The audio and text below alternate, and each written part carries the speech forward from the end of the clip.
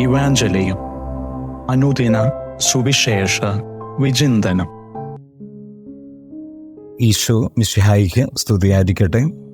ക്രിസ്തുവിൽ ഏറ്റവും സ്നേഹമുള്ളവരെ, ആണ്ടുവട്ടത്തിലെ 20-ാം വാരം വെള്ളിയാഴ്ച നമ്മൾ സുവിശേഷത്തിൽ ധ്യാനിക്കുന്നത് മത്തായിയുടെ വിശുദ്ധ സുവിശേഷത്തിലെ 22-ാം അധ്യായത്തിലെ 34 മുതൽ 40 വരെയുള്ള തിരുവചനങ്ങൾ.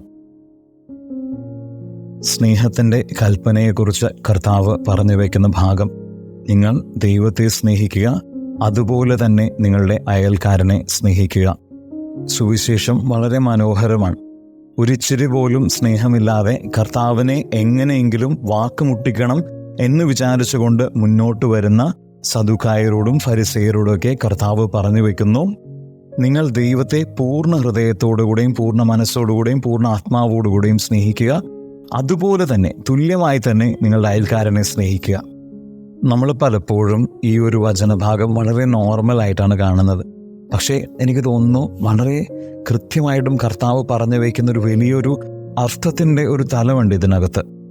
പ്രവൃത്തികൾ കൊണ്ട് മാത്രം സ്നേഹിച്ച് ദൈവത്തെ സ്നേഹിച്ചിരുന്ന ഒരു കൂട്ടം ആളുകളോട് കർത്താവ് കൃത്യമായിട്ടും പറയുന്നു, പ്രവൃത്തികൾക്കും അപ്പുറത്തേക്ക് മനസ്സോടുകൂടെയും ആത്മാവോടുകൂടെയും ഹൃദയത്തോടുകൂടെയും മുഴുവനായിട്ടും കർത്താവിനെ സ്നേഹിക്കാൻ, തങ്ങൾ ചെയ്യുന്ന ആചാരാനുഷ്ഠാനങ്ങൾ മാത്രം മതി എനിക്ക് ദൈവത്തോടുള്ള ബന്ധം പൂർത്തിയാക്കാൻ എന്ന് കരുതിയിരുന്ന ഫരിസേയരും സദുക്കായരെയും കർത്താവ് പറയാതെ തിരുത്തിക്കൊണ്ട് കർത്താവ് പറയുന്നുണ്ട്, നിങ്ങൾ ചെയ്യുന്നതല്ല സ്നേഹം, മറിച്ച് നിങ്ങൾ ചെയ്യുന്നത് സ്നേഹത്തിൻ്റെ പ്രഹസനങ്ങൾ മാത്രമെന്ന്.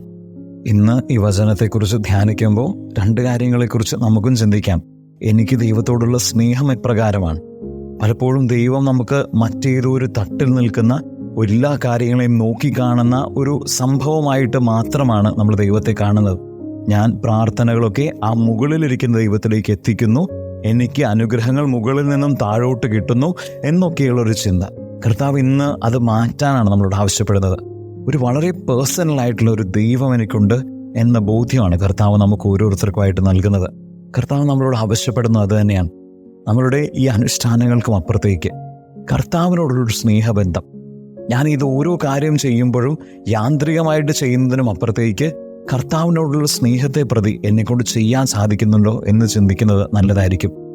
ഒപ്പമുള്ള സഹോദരനെ ഒന്ന് കാണുമ്പോൾ അയാളുടെ സന്തോഷത്തിൽ ക്രിസ്തു സന്തോഷിക്കുന്നതായിട്ട്, അയാളുടെ ദുഃഖത്തിൽ ക്രിസ്തു വേദനിക്കുന്നതായിട്ട്, അയാളുടെ ബുദ്ധിമുട്ടിൽ ക്രിസ്തു വലയുന്നതായിട്ട് നമ്മൾക്ക് കാണാൻ സാധിക്കുന്നുണ്ടോ എന്ന് ചിന്തിക്കുന്നത് നല്ലതായിരിക്കും.